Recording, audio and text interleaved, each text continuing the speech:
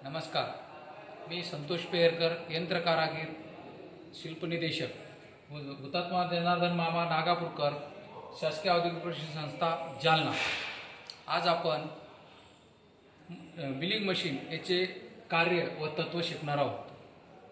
काय असतं milling machine? Milling machine हे एक मशीन टूल आहे वर्कपीसला फिरणाऱ्या मल्टी पॉइंट कटरच्या विरुद्ध दिले जाते, म्हणून धातू कापतो। मिलिंग कटर खूप वेगाने फिरते कारण अनेक कटिंग किनारे आहेत, ते खूप जलद गतीने धातू कापतात। हे मशीन एकाच वेळी एक किंवा अनेक कटर देखील ठेवू शकतो। यानंतर आपण एक मशीन कशी असते ते बघणार आहोत। बघा, या अशा टाइप मध्ये मशीन असते।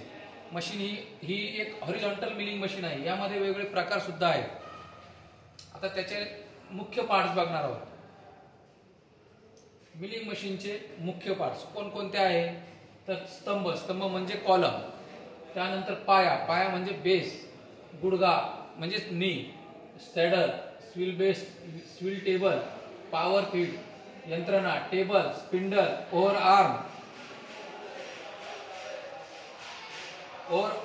हँगिंग आर्म आणि आर्क सपोर्ट।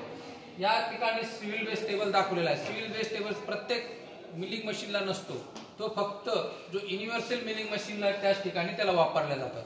आता प्रत्यक्षात मिलिंग मशीनवर आपण याचे पूर्ण पार्ट बघणार आहोत। या ठिकाणी बघा, आर्बर सपोर्ट, हे देखील आर्बर सपोर्ट, आणि हे ओव्हर हँगिंग आर्म आहे, म्हणजे त्याला आर्म म्हणतात। त्यानंतर यामध्ये एक आर्बर असतो, इथे याला स्पिंडल म्हणतात।